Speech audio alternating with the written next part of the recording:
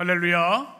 오늘도 하나님을 경외하며 기쁨으로 예배하는 우리 성도들에게 하나님의 평안과 기쁨이 함께 하시기를 축원합니다. 오늘 우리는 11월 첫 주일을 주신 하나님께 감사하며 또 헌신하여 구별하여 드리는 예배로 영광 돌리고 있습니다. 하나님이 기뻐하시고 11월 한 달도 세상이 줄 수 없는 하나님의 은혜와 평강으로 우리를 인도하시고 축복해 주실 줄 믿습니다. 이제 2024년도 두 달도 채 남지 않았습니다.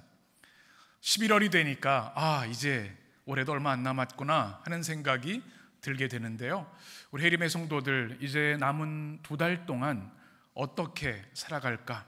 무엇보다 여러분의 예배의 삶과 기도의 삶을 잘 점검하시고 또 말씀 안에서, 성령 안에서 회복하셨으면 참 좋겠습니다.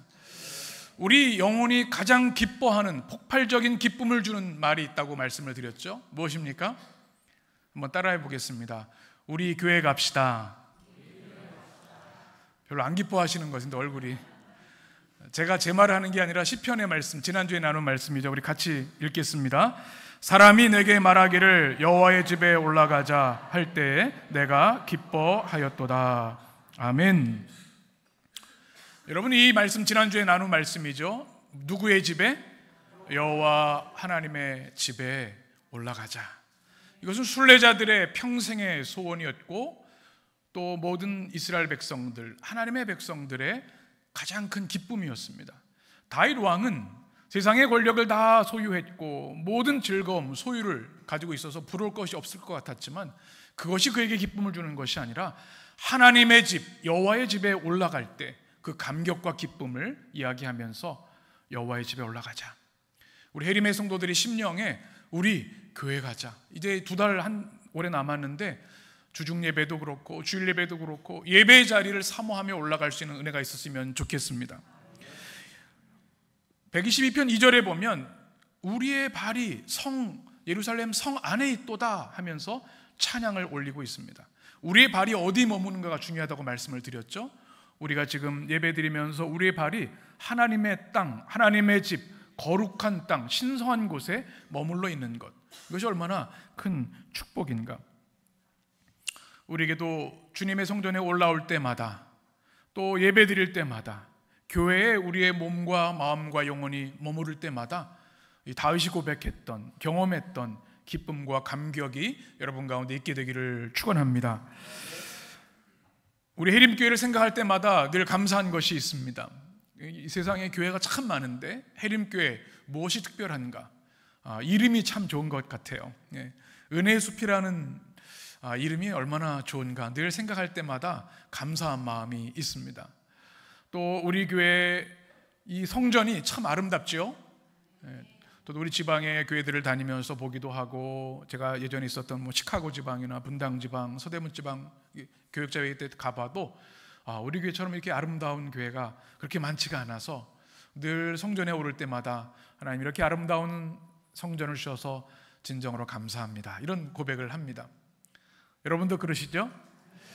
그런데 이것보다 더 큰 기쁨은 무엇인가 하면 바로 여러분들입니다.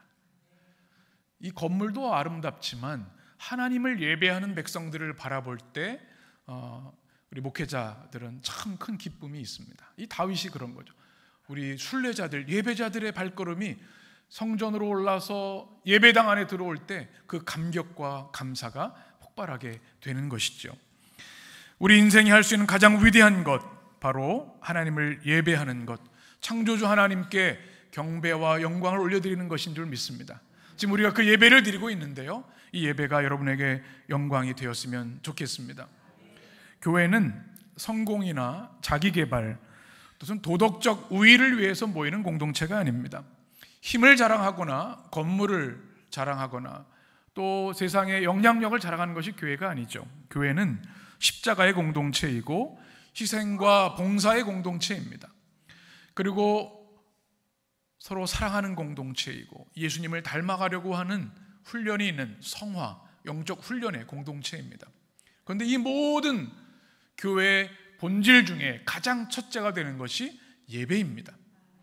예배가 무너지면, 예배가 문제가 생기면 모든 것에 문제가 생깁니다.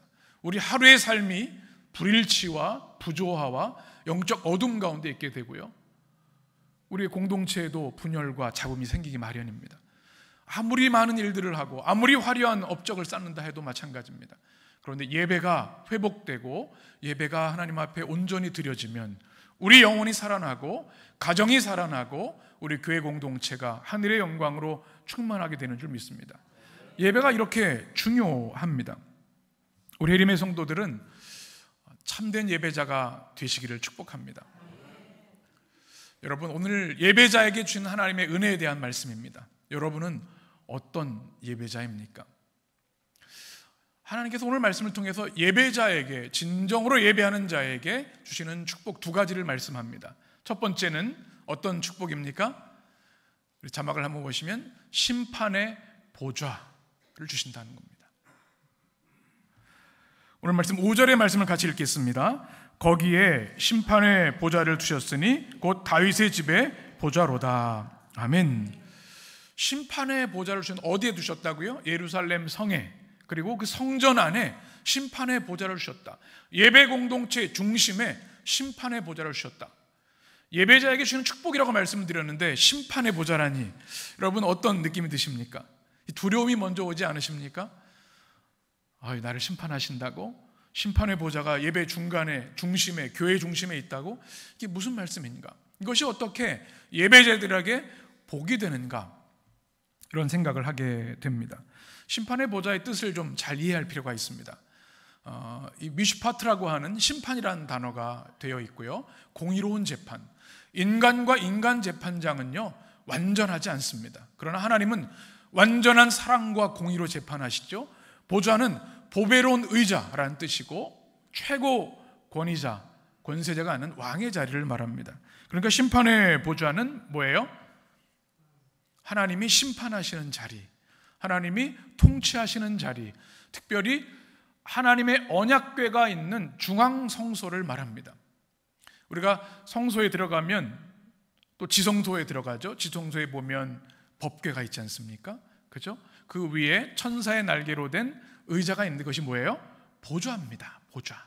그래서 우리 예배가 은혜의 보좌 앞에 나가야 돼서 하나님의 은혜를 경험하고 우리의 죄사함을 경험해야 합니다. 그냥 성전 뜰에만 머물러 있으면 안 되고 성소 안에만 있어도 안 되는 거죠. 보좌까지 나가야 되는 거예요. 이것이 바로 심판의 보좌입니다. 미슈파트입니다. 그런데 5절의 말씀에 보면 이것이 무엇인지에 대해서 설명하는 말씀이 있죠. 곧 뭐라고요? 다윗의 집에 보좌라 말씀하고 있습니다. 다윗은 하나님이 인류를 통치하시기 위해 대리자로 세운 왕권을 상징합니다. 그러니까 다윗의 가문을 통해서 인류를 통치하시는 하나님의 자리가 심판의 보좌, 다윗 왕의 보좌라는 뜻이죠. 그래서 결국 어떻게 됐습니까? 다윗 수종 가운데 예수 그리스도께서 오셔서 친히 말씀이 되셨습니다. 그 말씀의 자리, 판단의 자리, 심판의 자리가 바로 심판의 보좌. 어디 있다고요? 그것이 성전에 있고 예배 중심에 있다는 말씀입니다. 순례자들이 예루살렘을 향해 고생을 하며 이 광야 가운데 목숨을 걸고 하는 이유가 있습니다. 우리 지난주에 나눈 말씀이죠. 왜 성전에 올라갑니까? 첫 번째는 감사하기 위해서라고 말씀드렸습니다. 그리고 이스라엘의 전례를 따라, 전례라고 하는 것은 구원을 주신 하나님께 예배하기 위해서. 또 하나의 이유가 오늘 바로 이 말씀입니다. 무엇을 위해서요? 심판의 보좌를 만나기 위해서 성전에 올라가는 겁니다. 우리가 예배드리러 주일에 교회에 오는 이유, 하나님의 은혜에 감사하기 위함이고 우리 하나님의 예배에 대한 명령 때문에 오는 것이지만, 또 하나는 뭐냐면 하나님의 심판의 보좌, 하나님의 말씀의 보좌를 듣기 위해서, 만나기 위해서 온다는 이야기입니다. 이 심판이라는 단어를 우리 개역 성경 또 세번역 성경에서는 판단이라고 하는 단어로 번역을 했습니다. 영어로는 judgment라고 하는 단어를 쓰고 있는데요, 이것은 하나님께서, 완전하신 하나님께서 우리 인간의 모든 문제를 정확하게 진단하시고 판단해 주신다는 말씀입니다.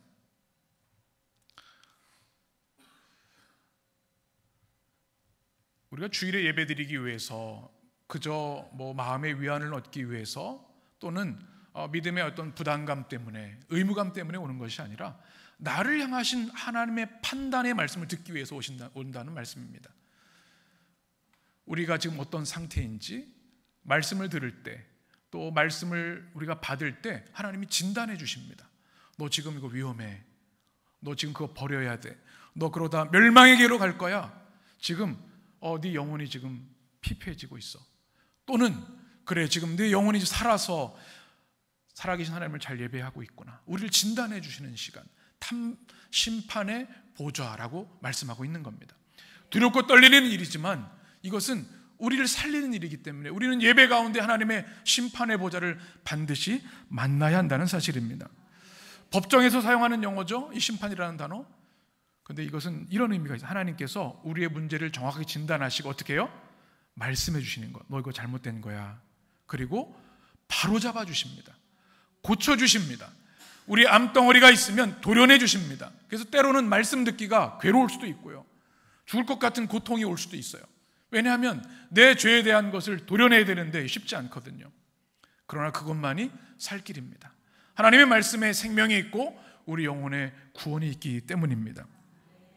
그래서 이스라엘 백성들은 문제가 생길 때 재판장에 가기도 했지만 우리를 지으시고 우리보다 우리를 더 잘 아시는 하나님, 우리의 모든 문제를 해결하시는 유일하신 하나님을 만나기 위해서 성전에 올라가고 성전 예배 가운데 참여하고 그 예배 가운데 심판의 보좌, 판단의 보좌, 말씀의 보좌를 만나게 되는 것이죠.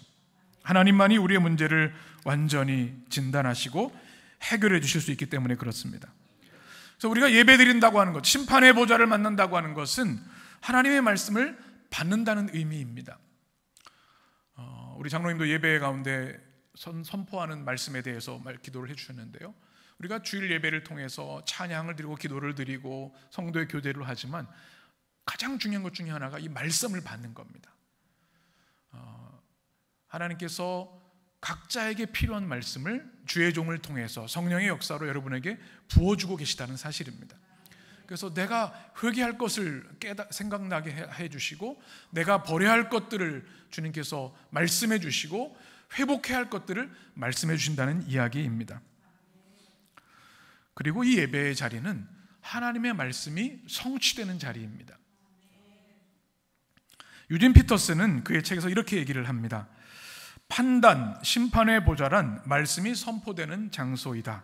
또 판단은 어떤 것을 행하는, 즉 사랑을 행동으로 옮기고 자비를 적용하고 잘못된 것을 무효화시키고 선을 집행하는 말씀을 뜻한다. 이러한 하나님의 말씀은 예배의 모든 순서에 나타난다. 예배가 시작될 때 우리는 우리를 향한 하나님의 첫 말씀을 듣고 축도에서 마지막 말씀을 듣는다. 성경 말씀을 읽는 시간에는 신앙의 선조들에게 하신 말씀을 듣고, 설교 시간에는 우리를 위해 재현된 말씀을 듣는다.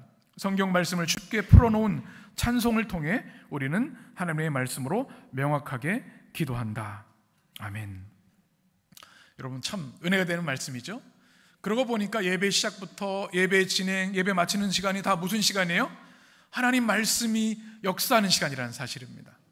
우리의 기도도, 찬양도, 축도도, 성경 봉독도, 찬양대의 찬양도, 모든 선포되는 말씀도 하나님 말씀이 지금 일어나고 있고 성취되어지고 있고 여러분 가운데 임하고 있다는 사실입니다. 그래서 예배자들에게 주시는 가장 큰 축복 중에 하나는 바로 하나님의 말씀을 받는 것입니다. 여러분, 예배 드리고 나서 여러분의 변화를 아십니까? 우리가 예배는 은혜 속으로 깊이 들어가는 시간이기 때문에 예배를 드리고 나서 우리의 몸과 영혼과 육신은 다른 차원으로 변화됩니다. 성령께서 우리를 새롭게 창조해 주십니다. 우리의 모든 불협화음들을 조화롭게 하셔서 또 하모니를 내게 하십니다. 우리 찬양대가 화음을 맞춰 찬양하는 것처럼 우리가 세상에 살다 보면 조율이 필요합니다. 음이 안 맞아요. 우리의 죄도 있고 우리의 게으름도 있고, 그래서 불협화음을 내는 인생이 되는데 예배를 통해 주님께서 우리를 조율해 주십니다. 아름다운 하나님의 사람들로 다시 창조해 주시는 것이죠. 그리고 우리가 눈에 보이는 것, 보이지 않는 것, 느끼는 것, 느끼지 못하는 모든 것을 통해서 우리에게 은혜를 주십니다. 저는 예배 드릴 때마다 이런 기도를 하며 올라옵니다. 하나님, 나야가라 폭포수 같은 은혜를 주십시오. 우리 성도들에게 나야가라 폭포 보셨는지 모르겠습니다. 제가 캐나다에서 목회할 때 거기는 교회 소풍 가는 데가 나야가라 폭포여가지고 자주 갔는데, 갈 때마다 폭포를 볼 때마다 이런 기도를 합니다. 하나님의 은혜를 폭포수같이 내려주십시오. 우리가 일주일 동안 세상에 있다가 성전에 올라와서 예배 드릴 때 하나님의 말씀이 우리 안에 폭포수같이 쏟아지는 겁니다. 그래서 우리의 모든 잡음들, 불협화음들을 몰아내시고 하늘의 거룩한 음악으로, 찬양으로, 영혼의 생명으로 우리를 채워주시는 거죠. 우리 해림의 성도들, 이 예배자에게 주신 하나님의 말씀의 축복이 있게 되시기를 축원합니다. 우리 해림교회는 말씀 중심의 교회가 되기를 소원합니다. 여러분 매일 아침 묵상하고 계시죠? 자막을 사진을 한번 보여주시면 매일 성경 교재가 참 좋습니다. 6년 동안 성경 66권을 다 묵상하는 교회가 얼마나 될까라는 생각을 해봐요. 저도 목회를 오래 했지만 쉽지가 않습니다. 근데 우리는 성경 한 말씀도 놓치지 않고 창세기부터 요한계시록까지 매일 말씀 묵상합니다. 어떤 분, 그런 분들이 계세요. 내가 한 달 동안 성경 완독하겠다. 밀린 숙제하는 게 아닙니다. 매일 읽어야 돼요. 매일의 양식이에요. 여러분 배고프다고 해서 1년치 밥을 하루에 다 먹었다는 분은 어리석은 사람이 되는 거죠. 어떻게 해야 돼요? 매일 성경을 읽어야 됩니다. 그 영의 양식이 되기 때문에 우리는 매일 성경, 또 맥체인 성경 통독을 통해서, 또 우리 설교의 시간도 우리 강해 설교로 말씀을 나눕니다. 말씀 중심으로 살아가는 이유가 있어요. 판단의 보좌, 심판의 보좌, 말씀의 보좌가 살아있어야 우리 영이 살기 때문에 그렇습니다. 또 우리 교회는 예배 중심의 교회입니다. 다른 행사도 필요하죠. 그러나 예배보다 앞서서는 안 됩니다. 때로 그런 분들이 있어요. 우리가 조심해야 할 말이 있죠. 우리 예배 짧게 드리고 우리 밥 먹으러 갑시다. 이게 무슨 말일까요? 예전에 청장년 지도할 때 우리 예배 빨리 마치고 당구장에서 모입시다 이렇게 얘기를 하시는 분들 들은 기억이 있어요. 예배는 무슨 해치우는 숙제가 아니고 밥 먹기 전에 해야 되는 그런 행위가 아닙니다. 제 마음 같아서 한 2-3시간 예배 드리면 참 좋겠는데 여러분의 바이오리듬을 생각해서 시간을 맞추고 있어요. 그러나 예배가 중심이 돼야지 예배를 빨리 마치고 다른 거 하자고 하는 것은 예배자로서는 맞지 않는 말이죠. 우리 해림의 성도들의 삶에 말씀의 보좌가 회복되기를 축원합니다. 두 번째 주시는 축복은 예루살렘의 평안입니다. 무엇을 주신다고요? 네, 평안. 예배자들에게 주는 축복이 있는데, 은혜가 있는 것은 뭐냐면 세상이 주는 축복이 아니라 모세의 평안이요? 예루살렘의 평안입니다. 이게 무슨 뜻일까요? 여러분이 세상을 살아가다 보면 필요한 것들이 참 많아요. 여러분 돈이 필요하죠? 돈이 없어도 살기는 어렵습니다. 그래도 뭘 먹어야 되고 또 옷도 입어야 되고 하루를 살아가려면 돈이 필요해요. 존 웨슬리 목사님은 최선을 다해서 돈을 벌고 최선을 다해서 저축을 하고 최선을 다해서 주의 나라를 위해 쓰라고 이야기를 하셨죠. 경제활동은 필요하고 우리가 해야 되는 일입니다. 돈도 필요하고 건강도 필요하고요, 따뜻한 인간관계가 필요합니다. 또 공동체가 필요합니다. 믿음의 공동체는 너무나 소중한 것이죠. 그런데 아무리 세상에도 권력도 있고 명예도 있고 인기도 있고 부족할 것이 없는 사람도 마음의 평안을 잃어버려서 무너지는 이들이 얼마나 많은지 모릅니다. 저는 목회하면서 그런 분들을 참 많이 봤어요. 기업의 총수들도 계셨고 정부의 장관도 계셨지만 그분들의 영혼이라고 해서 그렇게 평안과 기쁨을 누리는 것이 아니었습니다. 오히려 더 고통스러운 분들을 많이 봤어요. 그런데 비록 삶이 어렵고 고통스럽다 할지라도 늘 평안을 누리며 사는 분들이 계세요. 초대교회 성도들이 그랬습니다. 그들은 예수 믿는 것 때문에 직장을 빼앗겼습니다. 아이들이 학교를 가지 못했습니다. 감옥에 갇히고 형장의 이슬로 순교당하기도 했습니다. 사자밥이 되기도 했습니다. 그러나 그들은 평안했습니다. 그 누구도 그들의 평안을 빼앗을 수 없었습니다. 왜요? 주님이 주시는 평화였기 때문에 그렇습니다. 오늘 6절에서 8절의 말씀에 그 평안에 대한 말씀입니다. 같이 읽겠습니다. 예루살렘을 위하여 평안을 구하라.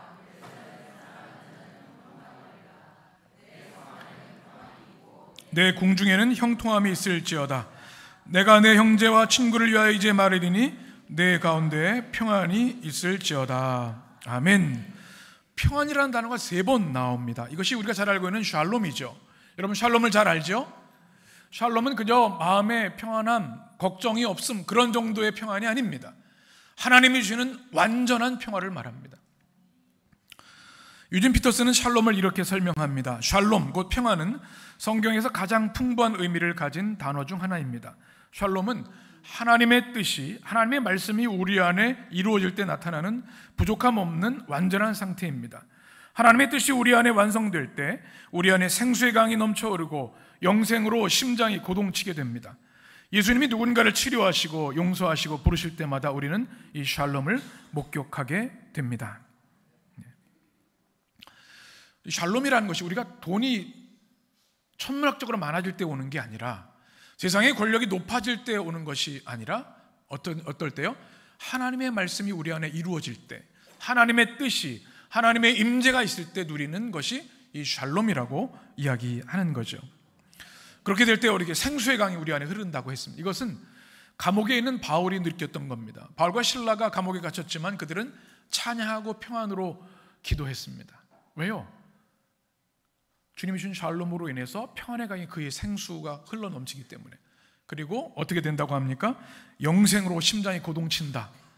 유진 피터는 이렇게 표현을 했습니다. 여러분, 영성의 사람들이시죠? 네. 하나님께서 우리 예수 믿는 자들에게 주시는 가장 큰 은혜 중에 하나가 영생입니다. 이것을 우리는 가벼이 여겨서는 안 되고 이것에 대한 감격과 감사를 가지고 살아야 합니다. 우리가 육신의 몸을 입고 영원히 산다는 의미가 아니죠. 예수 그리스도의 생명이 우리 안에 있기 때문에 우리의 삶이 영원한 생명을 누리게 된다는 말씀입니다. 그래서 골로새서 1장에서 이렇게 말씀합니다. 함께 같이 읽겠습니다. 그가 우리를 흑암의 권세에서 건져내사 그의 사랑의 아들의 나라로 옮기셨으니 그 아들 안에서 우리가 속량 곧 죄사함을 얻었도다. 아멘. 예수님을 믿는다고 하는 것은 흑암의 권세에서 그 사랑의 아들의 나라로 옮겨지는 것. 요한복음 3장 우리가 잘 알고 있는 말씀이죠. 같이 하나님이 세상을 이처럼 사랑하사 독생자를 주셨으니 이는 그를 믿는 자마다 멸망하지 않고 영생을 얻게 하려 하심이라. 아멘. 요한복음 5장입니다. 같이 내가 진실로 진실로 너에게 이르노니 내 말을 듣고 또 나 보내신 이를 믿는 자는 영생을 얻었고 심판에 이르지 아니하나니 사망에서 생명으로 옮겼느니라. 아멘. 이 과거형입니다. 주님을 믿는 자는 영생을 이미 얻었고 사망에서 영생으로 옮겼느니라. 여러분, 이 말씀이 여러분에게 아멘이 되시기를 바랍니다. 이 말씀에 확신이 없으면요, 아무리 세상에서 많은 것을 누려도 불안합니다. 두렵습니다. 그러나 그리스도를 믿는 이 믿음 때문에 영생이 우리 안에 있다고 하는 사실, 우리의 육신의 죽음도 그리스도와의 우리 관계를 끊을 수 없다고 하는 사실을 믿는 순간 우리는 여유와 평안과 안정을 누릴 수 있는 겁니다. 이 영생에 대한 확신과 기쁨이 여러분 가운데 있게 되기를 원합니다. 바로 이걸 통해서 오는 것이 샬롬의 은혜인데요, 6절에 이렇게 말씀하죠. 같이 읽겠습니다. 예루살렘을 위하여 평안을 구하라. 예루살렘을 사랑하는 자는 형통하리로다. 아멘. 예루살렘 뜻이 뭐예요? 평화의 도성이라는 뜻이죠. 샬롬이 들어있어요. 샬롬.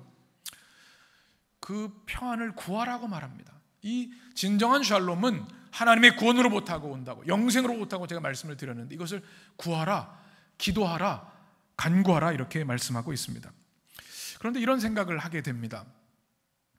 예루살렘을 하면 여러분 어떤 생각이 드십니까? 이런 질문이 생기죠. 성경의 예루살렘하고 지금 현대 예루살렘하고 이게 같은 건가? 같은 것 같기도 하고 아닌 것 같기도 하고. 평화의 도성이라고 하는데 매일 전쟁이 일어나고 우리 인류의 화약고가 되고 있으니 이게 도대체 성경시대의 예루살렘과 현대 예루살렘이 연속성이 있는 건가? 이런 생각을 하실 겁니다. 예루살렘을 위하여 평안을 구하라고 성경이 말씀하고 있는데 이게 무슨 뜻인가라는 질문입니다. 간극을 느끼게 됩니다. 예루살렘이 참 불행의 땅이 됐죠. 전쟁과 테러가, 증오가 끊이지 않는 차별과 혐오가 또 종교 간의 전쟁이 일어나는 곳이 바로 그곳이기 때문에 그렇습니다. 그래서 때로 어떤 분들은 그리스도인들은, 어떤 분들은 우리 성경이 예루살렘이니까 예루살렘을 무조건 지지해야 되고 예루살렘을 대표하는 이스라엘 편이 돼야 된다 생각하는 분들이 계세요. 시오니즘이라고 하죠. 초기 시온주의자들이 그런 얘기를 했습니다. 미국도 마찬가지, 우리나라도 그런 주장들이 있습니다. 그러면 이 말이 맞는 것인가? 우리는 성경적으로, 신학적으로, 역사적으로 살펴볼 필요가 있습니다. 결론적으로 말씀을 드리면 지금의 이스라엘은 성경의 이스라엘과 매우 이질적인 나라입니다. 1948년에 독립한 신생 세속 국가라고 보시면 됩니다. 여러분 잘 알고 계셨죠? 네. 세계 정치, 경제, 여러 가지 이권이 관련된 세속 정치의 나라가 되고 말았습니다. 유대 우선주의의 나라로 사실 지금 인류의 평화를 위협하고 있는 것이 사실입니다. 휘튼 대학, 시카고의 유명한 우리 복음주의 신학교의 게리 버지라는 교수님께서 팔레스타인은 누구의 땅인가? 라는 책에서 이런 내용을 우리에게 소개하고 있습니다. 자막을, 사진 한번 보여주시면, 예루살렘을 지배한 문화와 역사를 보시면, 여러분 우리 기독교 문화가 우세했던 시기가 몇 년이에요? 400년 정도입니다. 예수님 하시고 우리 초기 교회가 막 형성될 때. 그 전에 가나안 문화, 가나안이 우세했던 시기가 있죠. 다윗이 다윗성을 삼기 이전까지의 모습도 500년 정도 되고요. 대부분의 시간은 유대교들, 또 이스라엘 문화가 1236년, 아랍, 이슬람 문화가 있던 것이 1200년입니다. 그러니까 역사적 시간을 남겨보면 기독교가 그 문화를 주도했던 시간은 굉장히 짧은 시간이 되었습니다. 그리고 1948년에 돼서야 여러 가지 그 유대주의, 민족주의의 결정체로 이스라엘이 다시 같은 이름을 사용한 것이죠. 사실 이스라엘 보면요, 지금 그리스도인의 수가 굉장히 소수입니다. 물론 예수님이 걸으셨던 거룩한 땅이고 우리는 그 땅을 위해 기도해야 하지만, 이 이스라엘이라고 하는 나라에 대해서는 우리가 신학적으로 바르게 이해할 필요가 있다는 이야기입니다. 그리고 무조건적으로 이스라엘을 지지했던 것에 대해서 신학적 반성이 필요한 것이 사실입니다.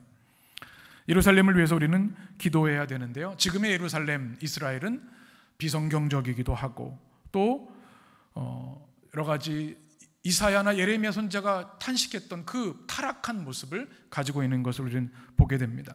배타적이고 차별과 파괴와 인권유린이 일어나는 땅이기 때문에 우리는 더욱더 이 땅에 주님이 복음을 주셨고 주님이 하나님 나라를 시작하셨던 그 나라를 위해서 우리는 기도해야 될 줄 믿습니다.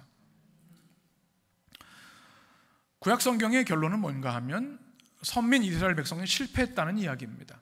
그들이 하나님을 거역하고 하나님을 등지고 실패했습니다. 그래서 신약 시대에 주신 게 뭐예요? 예수 그리스도의 십자가와 부활의 공동체, 교회입니다. 그러면 이 시대의 예루살렘은 무엇입니까? 주님의 교회입니다. 주님이 핏값으로 사신 교회의 평안을 위해 기도하라고 하는 말씀을 우리는 받아야 할 줄 믿습니다.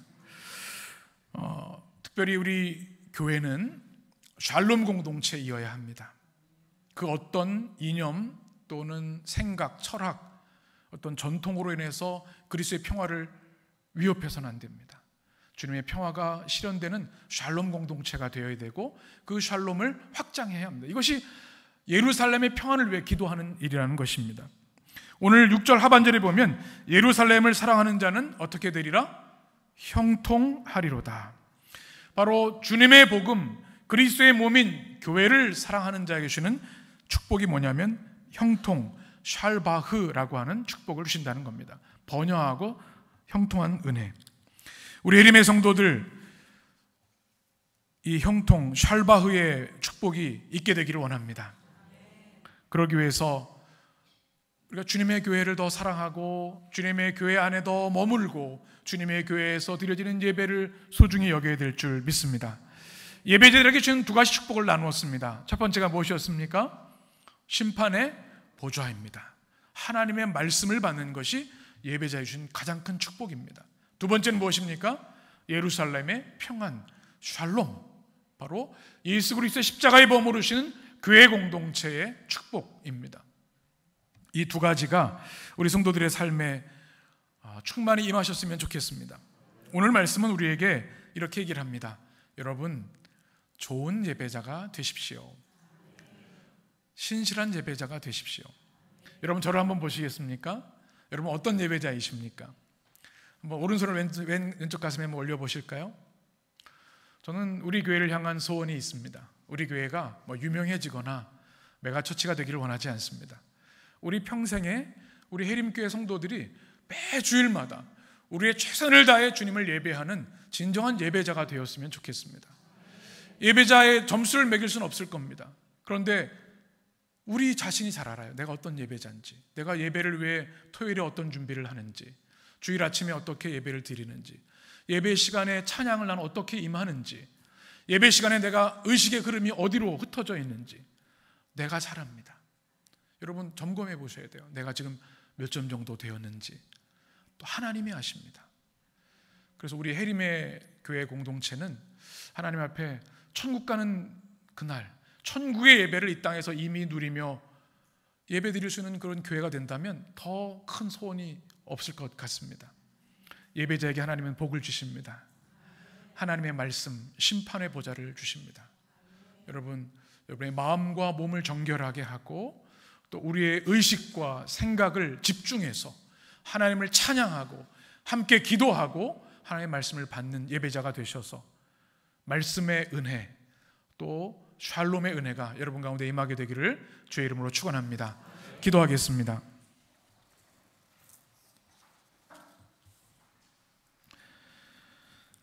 생명의 주 하나님, 진정한 예배자가 되기를 원합니다. 주님, 우리 자신을 하나님 앞에, 말씀 앞에 비춰볼 때 너무나 부끄럽습니다. 혹시 콘서트의 관객처럼 예배를 드렸던 것이 아닙니까? 로마서 12장의 말씀처럼 하나님이 기뻐하시는 거룩한 산 제물로 드리라고 했는데 우리 예배가 누군가의 시선을 의식해서 또는 내 문제에 매몰되어서 예배 시간조차도 하나님께 집중하지 못하고 주의 말씀을 기쁨으로 받지 못한 것은 아닙니까? 우리를 예배를 위해 창조하신 하나님, 예배를 통해서만 우리가 진정한 만족과 인생의 행복을 누릴 수 있는 줄 믿습니다. 오늘 주신 말씀처럼 여호와의 집에 올라가자, 예배자로 올라가자 하시는 주님의 말씀에 순종하게 하여 주셔서 매 주일 드리는 정기적인 예배를 우리의 생명으로 삼게 하여 주옵소서. 우리 개인의 자리에서 매일 묵상하고 기도하는 그 자리가 회복되게 하시고 성전에서 드려지는 우리 수요 예배, 금요 예배가 예배자들로 가득한 주님의 교회 되기를 원합니다. 우리의 영과 진리를 다하여 드리는 예배를 통하여 우리 해림의 성도들에게 하나님의 말씀의 축복과 평안의 예루살렘의 평안의 축복이 충만히 임하여서 예배로 믿음으로 승리하는 주의 백성들 되게 하여 주옵소서. 예수님의 이름으로 감사하며 기도합니다. 아멘.